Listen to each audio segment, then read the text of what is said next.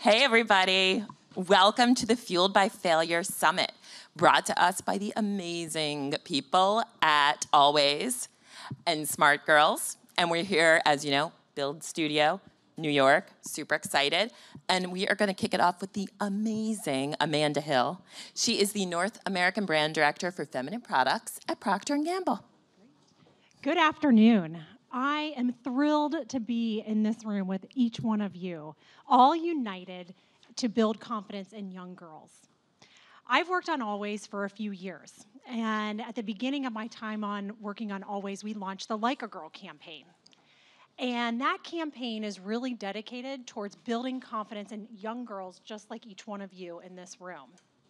We've had several chapters of the campaign, but the one most recently is really a good summary of what we want to do today, which is encourage girls to try, perhaps fail, but learn and keep going like a girl.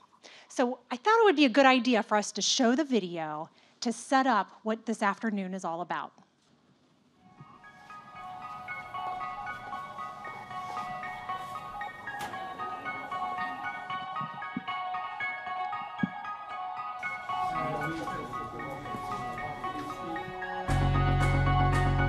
Failure.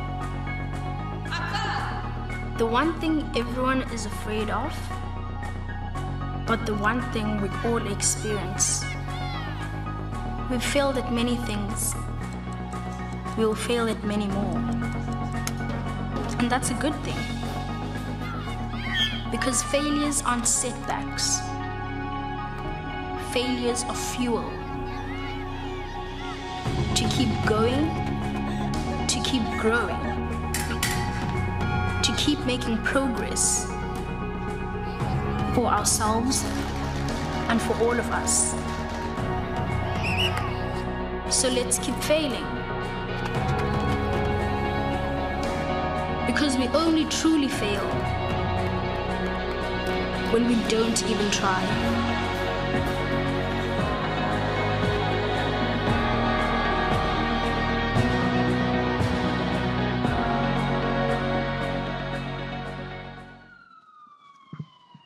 I don't know about you, but I can relate to some of those girls. I've felt nervous and fearful before. Perhaps before getting up on stage or getting ready to run a half marathon, wondering if I was going to make it across the 13-mile marker. How many of you have felt fearful, nervous to try something new and had your heart race and your palms get sweaty? Yes, yes. Most of us have. But especially young girls really experience the anxiety and the nervousness of trying something new. We know that 7 out of 10 young girls are fearful of trying something new for fear of failure. It's like young girls almost opt out before they even begin. They may not raise their hand in class. They may not try out for a team. They may not share that great idea. And unfortunately, 2/3 of girls, if they have a failure during puberty, we know that they quit. On the flip side, those failures are actually a good thing. They are fuel to building confidence, skills, and resilience that make you a stronger young woman and keep you going through life's adversity to make a difference in the world. And that's really why Always is here today. We believe in encouraging young girls to try new things so that you can grow, become more confident, and go out and have a huge impact on this world. Today, you're going to see some amazing art from Kelsey Montague, which is a tree with many leaves on the tree. And those leaves represent stories that we have heard from young girls like yourselves of occasions where they have failed, but they learned something and it made them better in the long run. I want to encourage each one of you this afternoon to add your story. Tell us what you've tried and perhaps failed, but that you learned. This afternoon, I really want to encourage you to take advantage of the people that are here in this room and the opportunity to think about something new that you want to try. In fact, I'd encourage you, as you leave here today, Pick one thing that you want to go out and try. And that way, no matter what happens, you'll learn and you'll keep going like a girl. Thank you.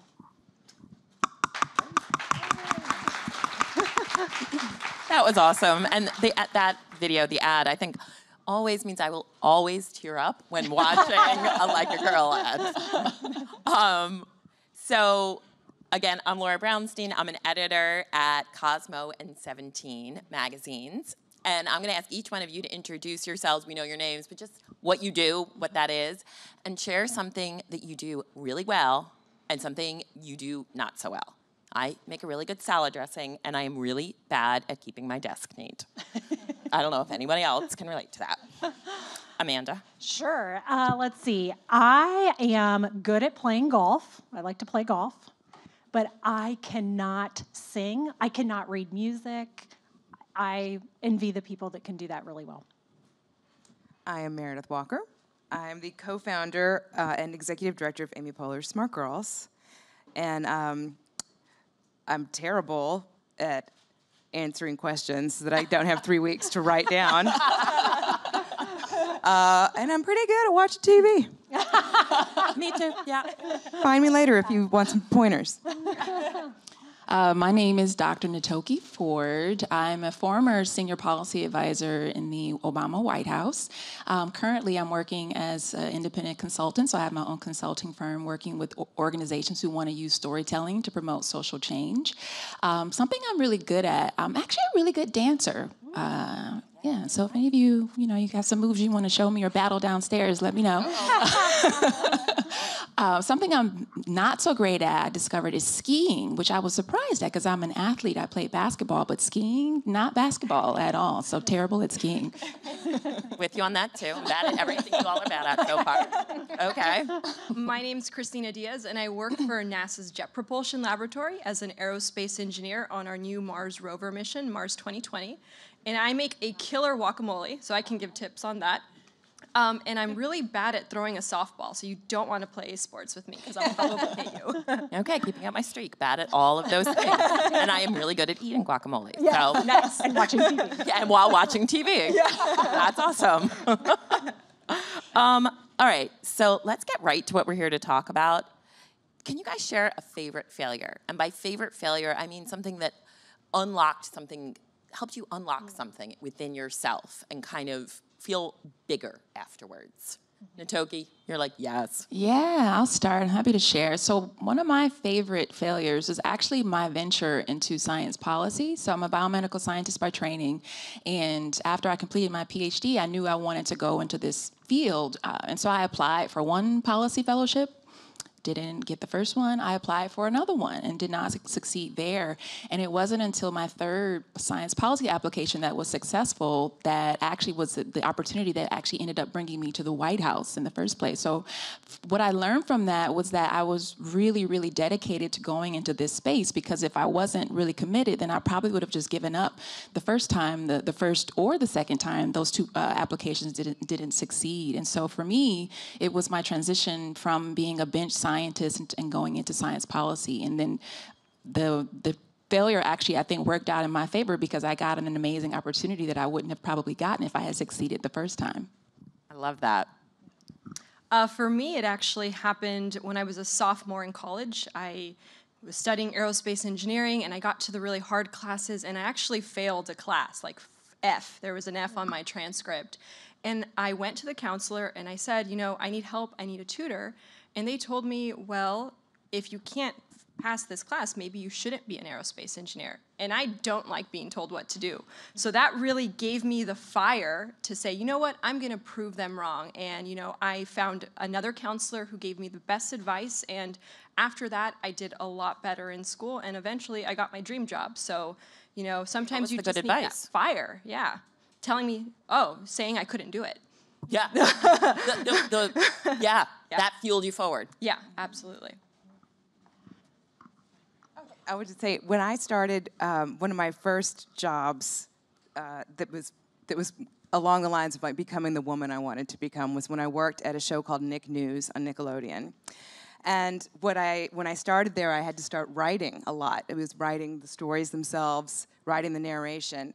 And the challenge was the woman who was my mentor and ran the whole place was Linda Ellerby, a very gifted journalist and writer and very hardworking. And she was a tough editor. And so I would hand something in and think, here you go. That's done. And it was not that great. And at first, my reaction to that is to take it personally, get my feelings hurt, and be like, forget it, and just want to give up.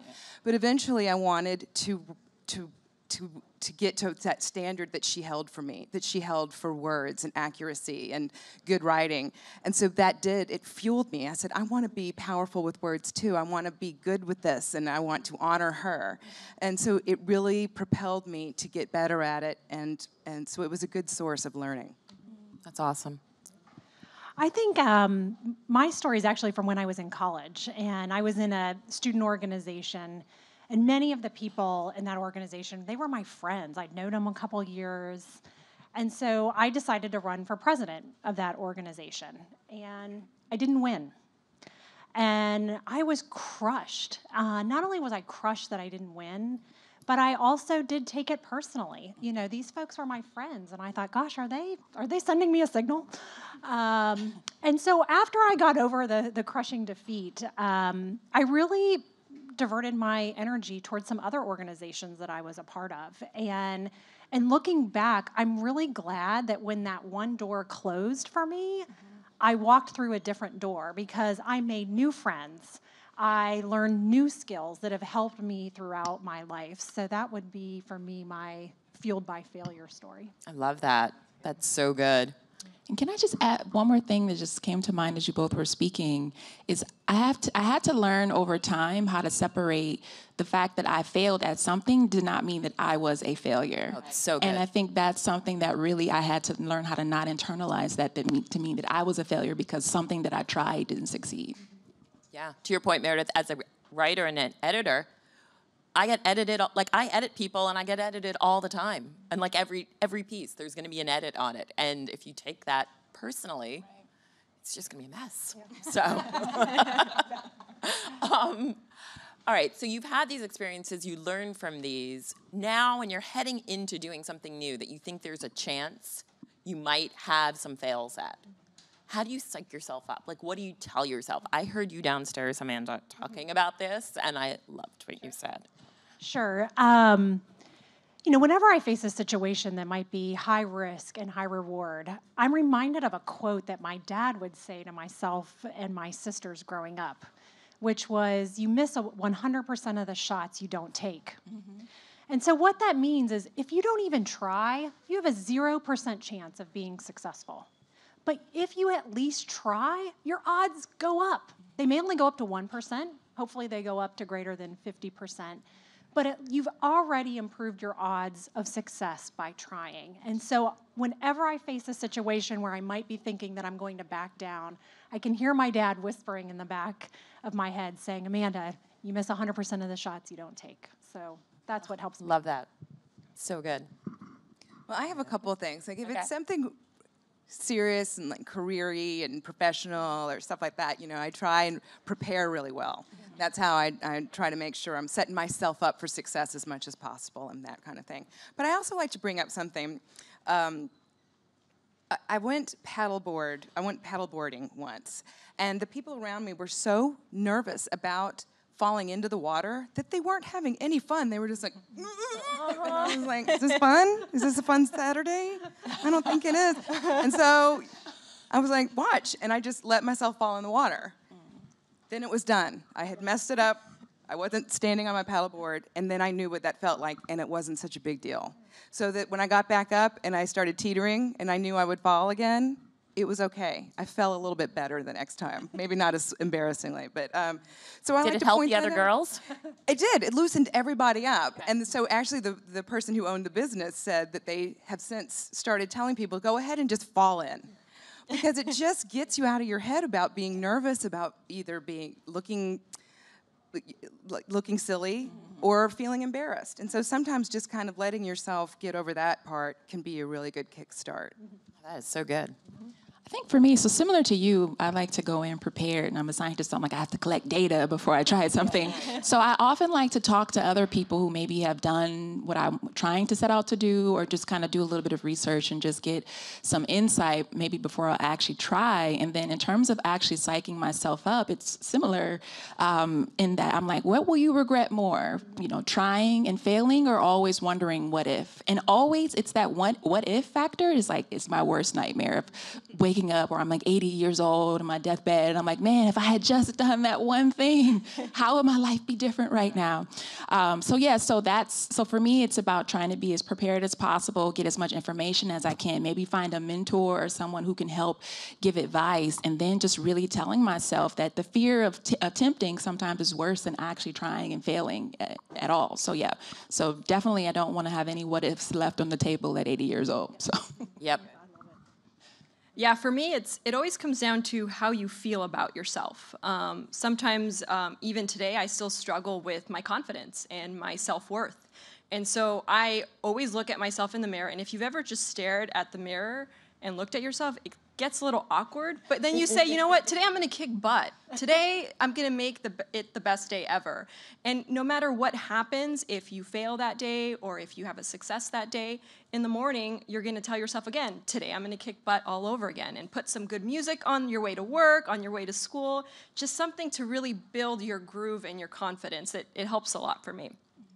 You know, there was something you said, Knatokie, that I think is really important. I wanted to just maybe get back to and have everybody kind of talk on, that not being afraid to ask questions about things you don't know. Yep. That like not knowing something isn't a failure. Exactly. Mm-hmm. You know, did you guys have moments where you kind of realized that, like, oh, I can ask for help? All the time. Yeah. And I think I think it's because, you know, you feel if you don't know, you shouldn't be there, right? Because sometimes there's always somebody who just knows a little bit more than you, and it's okay. And being comfortable saying, I don't know, can you help me? And then you're gonna know, and then you could help somebody else. And so it's an everyday thing of being a kid and being an adult.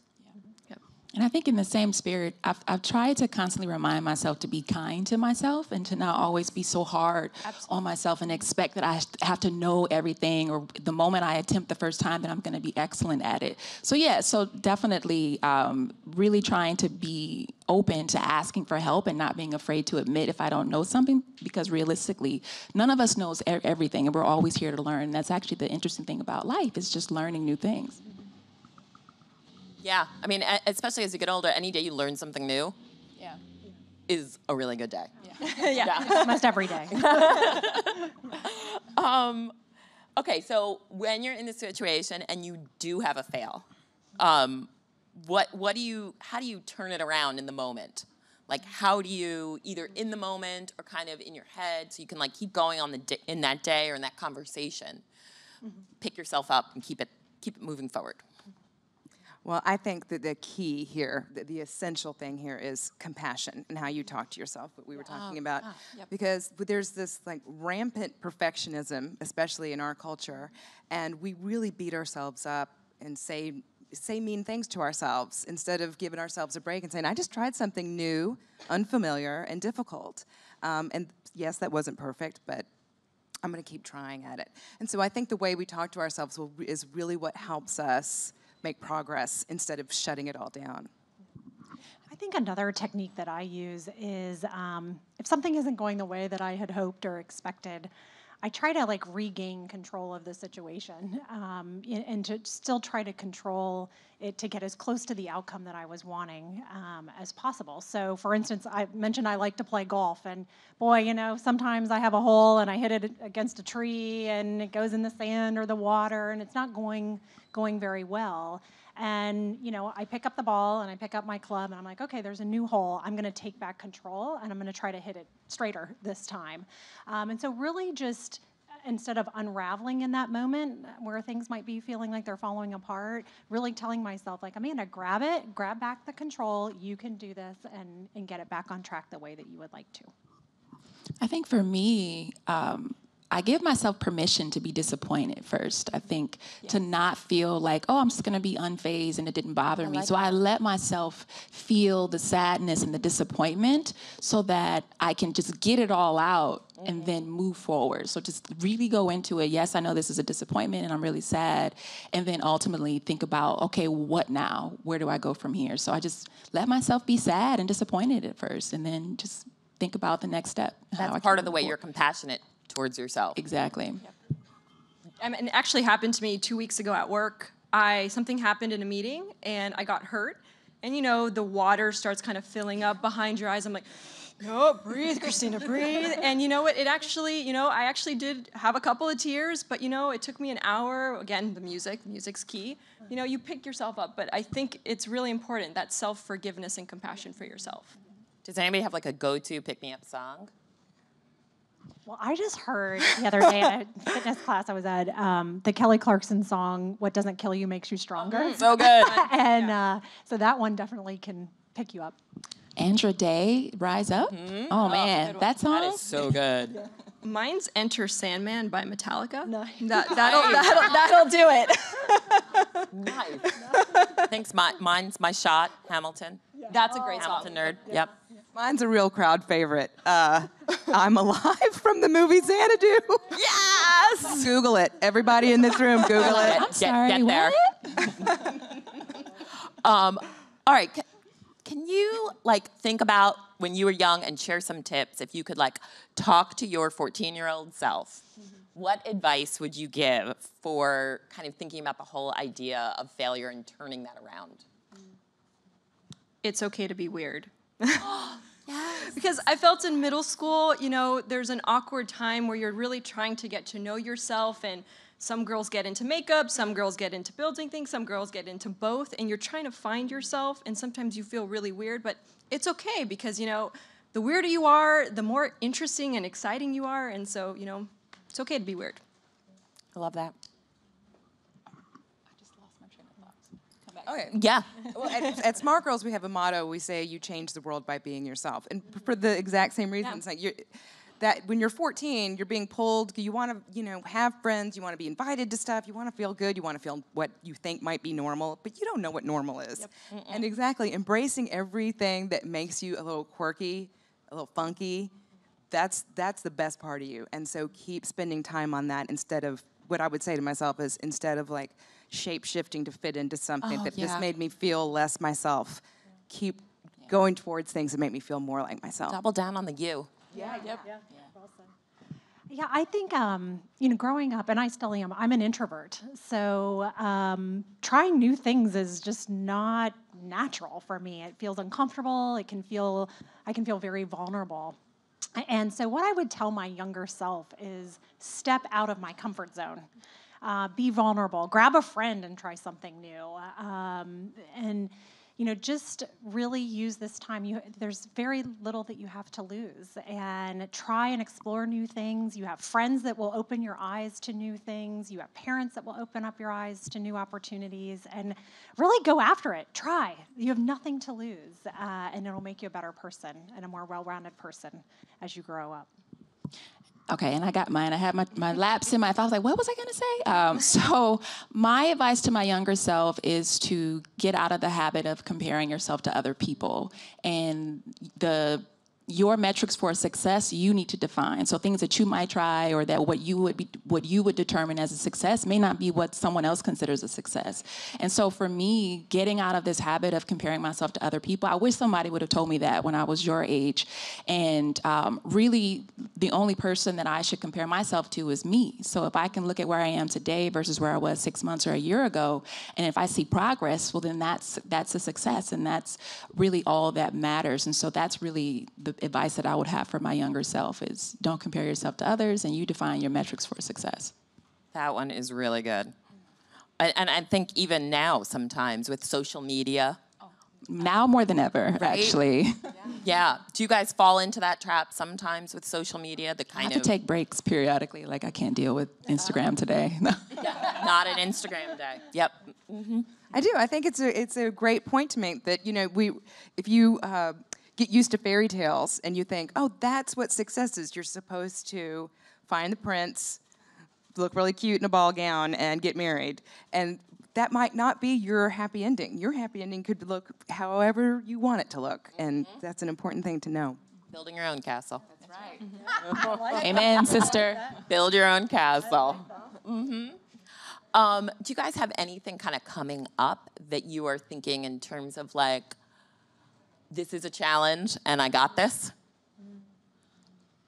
Well, I'll just share. So Yeah. since I left the White House in January, I have been navigating this space as an entrepreneur, and this is hard for That's me. scary. That's like, not having a set salary and health benefits that come with a job. And so for me, this is definitely something that the territory I'm venturing into, that I'm finding my way, and I have, things that work and things that don't work. So becoming an entrepreneur and finding my rhythm this year has been a challenge, but it's working out slowly but surely. So Amazing. I'm currently trying to help us send a rover to Mars. Woo. And it's Just that? oh man. Whatever. You no don't know big how deal, to do that. right? It's no big deal. Everyone here knows how to send a rover to Mars, right? You saved that until now? Like, I would have started with the beginning. job. That's what you're great at. No, it's just, it's the day in, day out to, put the thing together. Then it's got to get there. And then once it gets there, it's got to work. And every day, I'm just biting my nails. That's why they're very short. Making sure, like, is this going to check out? Am I going to do my job? And, you really have to have confidence in yourself and your team to keep pushing forward so you're not paralyzed by fear. Yeah, that's incredible. I would say also just on a personal note, like I have a friend who's going through a hard time right now, and I always I'm challenged by, am I being present enough for them? Am I being a good enough friend? Am I the person I want to be here? And so that's also a challenge, is making sure that you're up to snuff with being a good listener and really being able to show up for somebody else. I think that's a great point, that it's not all about school or work, that, you also can have a moment where you're like, oh, I dropped the ball on being a good friend, and I'm going to pick it up. Right. Yeah. I've just volunteered to join an organization that I don't know a lot about, quite frankly, and it feels a little uncomfortable. Like, I feel like I should know a lot about what they do and the ins and outs, and so I'm trying to figure out how I can best help them, with the gifts that I have and the needs that they have. And so it's going to be a little uncomfortable for a while I try to learn more and they figure out me and how we can work together. But I'm looking forward to meeting new folks and trying something new. That's exciting. Yeah. Do you think women are harder on themselves? Like, when you guys were doing your research and developing this whole platform, the Fueled by Failure, did some of it come from kind of girls want to be perfect? Oh, yeah. I mean, we know with girls during puberty that their confidence level drops to half that of young boys during puberty. So we know for a fact that young girls experience more drop in confidence than young boys. And that's why, programs like today and this afternoon, where you're going to get tools and have activities and meet with great mentors, really to help boost confidence so that we can ensure that, girls keep running the world. That's incredible. I never heard that amazing? statistic before. Yes. That's amazing. Yes. Yep. Yeah. But there's things we can do to fix that and correct that. And today and this afternoon is one of those steps. Meredith, you get to work with a lot of young women and girls through Smart Girls. What kinds of things have you had moments where you're just like, oh, wait, this is great. Things are changing. We're doing good stuff here.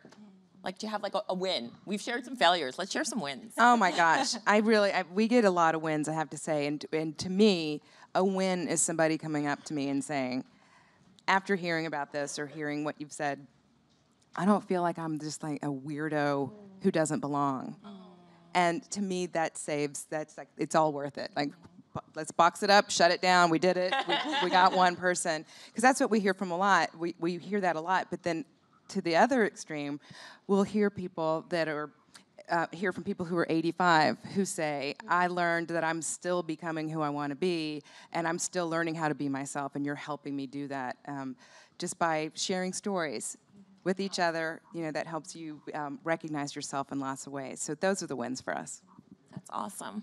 Who else has some wins they want to share? Well, I think similarly for me, a win. So I've been doing some speaking lately, and one of the things I love to be so transparent about is my experience with the imposter syndrome, which is basically when you have a hard time believing that you deserve to be where you are, or that you got something because you were lucky, et cetera. And so I'm very transparent about this because I've come to know that there are so many people who struggle with this extreme self-doubt. And so a big win for me, I spoke at a conference recently, and a young woman came up to me. She was an undergraduate, and she had tears in her eyes. I was about to start crying because she was crying, and she said, "I'm so grateful that you shared your story because I'm dealing with this right now, but hearing that you were able to overcome and to get it under control, this has given me encouragement to know that I can keep going." And so she's like, "When I go to graduate school, I'm going to tweet at you and say it was because of you." I was like, "Girl, stop.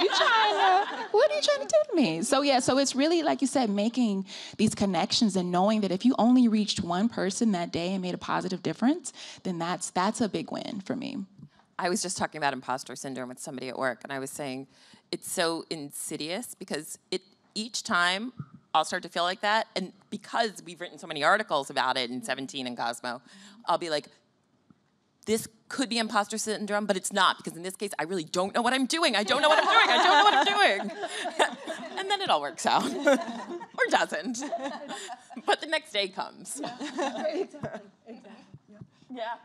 I think, with the Always Like a Girl campaign, we've gotten a lot of stories from people, and some of the wins actually come from boys or dads or brothers who write us a note and say, because of what we learned from Like a Girl, we're going to think differently about how we use that phrase towards our sister, our classmate, so great. our cousin, and those are the ones that really stick with me because it's not only helping young girls, but helping change those around young girls' perception and helping them support young girls as well. So those are the stories, the wins that really make us feel like we're doing the right thing.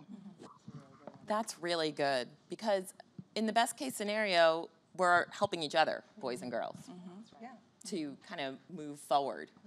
Do you guys kind of have someone, you mentioned your dad, but are there people in your life that you kind of think about, when you're having those moments you can go to and say, I feel like I'm failing? How do you tap into those resources? My dad. I always have to say my dad. So he is also an engineer, and now he works in the corporate world. And so when it comes to getting professional advice, I'll call him half crying, "Dad, what do I do?" And he's always there, and he's like, "You know what? Dust yourself off, get up, write that email, write it nicely, Christina," and and he's like, and move forward. And so it's always nice. Anytime anything happens at work, he's the first person that I think of calling. So it's great to have that. I have to say, similarly, my parents are just such a tremendous support system for me. And even at 36, a hug from my mom makes such a big difference still. Yep. So, yeah, they're similarly, powerful. Oh my goodness, it's like they never get old, So, the hugs, rather.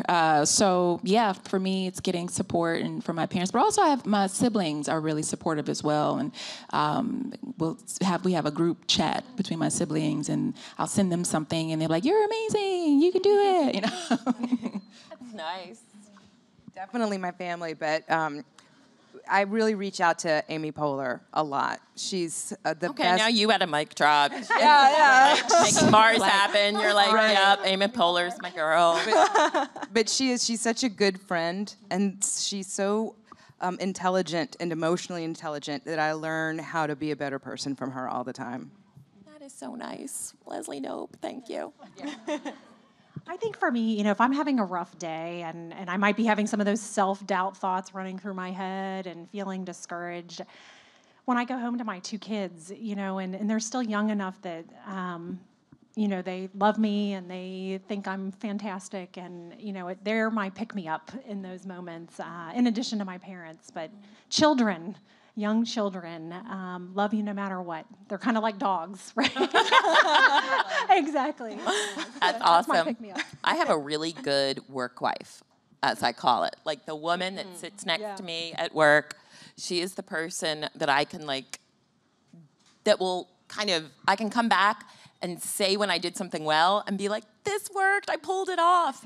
And I can be like, I don't even know what just happened in that meeting.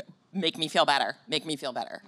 When you guys have that moment of like seeing someone that you care about going through something where they're feeling like they might be failing or not having it together, how do you jump in? Like, how are you a good friend in those moments?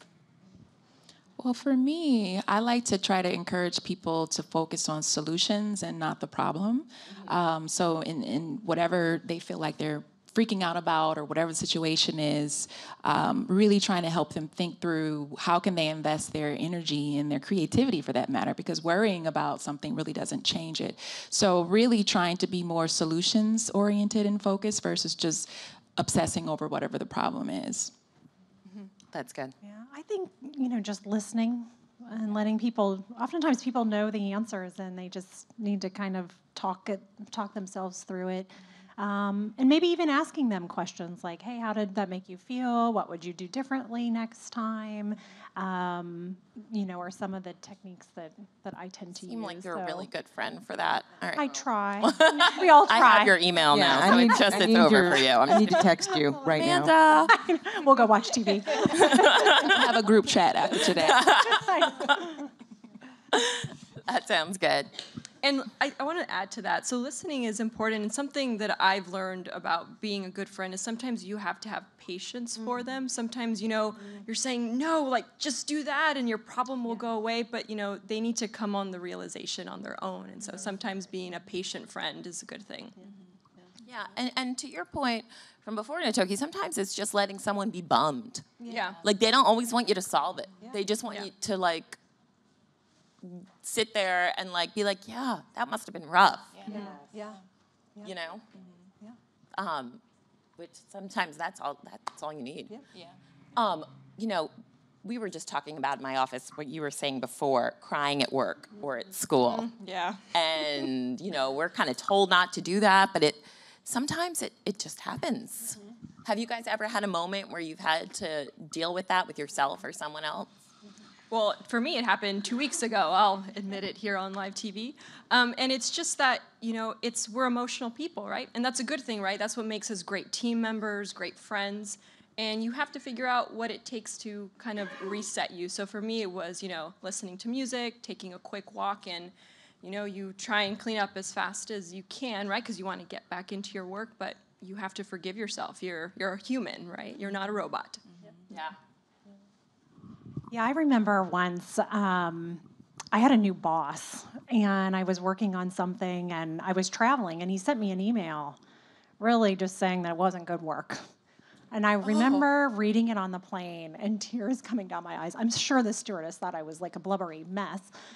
And, I was glad at that moment that I actually had the plane ride to like calm myself down and then sleep on it. And then the next day I, calmly went in and I said, hey, I want to talk about this. I, was surprised by your feedback. What can I do better? But sometimes in those deep moments, really hitting pause on yourself and sleeping on it. The next day so always hard. is better. The next day you feel so much better. But definitely have had those moments of crying. And I think what I've learned from it is I'm now really careful when I work with folks and the words that I use, and I'm more conscious of how it might make them feel because I've felt that. I've had that pain. And so again, that was a failure, but it's made me hopefully a better manager myself. And do you think you were able to have a more productive conversation then with your boss because you did sleep on it? Oh yeah, I had a draft email that is good that I did not send. You got to delete those. So glad it was that draft was like email. draft, thankfully I was text. on a plane and I could not send it at the time. But definitely sleeping on it, you get clearer in your mind and you calm down and can approach it with both your mind and your heart rather than just. That's such Just good your advice. emotions. It's the best advice because it's so uncomfortable and challenging to wait. You want to like stick up for yourself. Or you want to say something. Or just want to react. Yeah, and the pause always helps. The power of the pause. Oh my gosh. All right, lightning round. We are at the end now. Last thing on this topic of fueled by failure. and not letting it stop you from doing bold things. Because everybody here, I'm looking at them, I know bold things are happening. And we want every single one of you to kind of go forth and be bold. So last hit for anybody? Yeah, I think the only other thing I would say is if you're afraid to try something new, grab a friend. You guys all have friends. Many of them are sitting right next to you. And, find a friend who might have a similar interest or who can encourage you to try it or be there if you fall. So if you're not sure, ask a friend to join you and give it a shot. That's really good. And I would just say, if you're afraid of feeling embarrassed or silly, Amy always says a great thing, which is like, you can't feel stupid while you're having fun. I love that. So just think of it as fun and just go for it and go forward and do it and let yourself feel a little silly and let yourself ride out a little embarrassment because you'll be more imaginative and more creative because of it. I'll just say, trust yourself and also trust your instincts and your intuition. I think sometimes we kind of have that little small voice inside of us that's like, you should go and do this, and we kind of ignore it or push it to the side. So I would say start listening to that little voice inside of you more that's encouraging you to put yourself out there or to go and try something new. So trust your intuition and listen to that little voice a little more. Yeah, and to jump off that, find your passion, because your passion is what's going to drive you to raise your hand in class, go up to the whiteboard, sit at the table, ask for help. So find what really drives and motivates you and really puts the fire underneath your butt. Yeah. And it's sometimes just one last, do you have any tricks for tapping into that inner voice? Finding quiet time, so really just sitting and just sometimes just letting yourself sit and think, and then not to say I'm telling you to talk to yourselves because people would probably think that's not healthy and you might think you're crazy really loud in public on the street maybe not in New York. on the subway in New York, but no, just sit and really think about what excites me, what scares me, what contribution do I want to make to this world, and really think about these questions that can really help you figure out what is it that I'm passionate about and how do I go about achieving whatever this thing is that I want to do. So I think really it's just finding quiet time and then asking yourself a series of questions, but then being open to whatever the real answers are. That is really good, the quiet time. All right, you guys, thank you so much for sharing so much of yourself. How amazing and inspiring are these four women, right?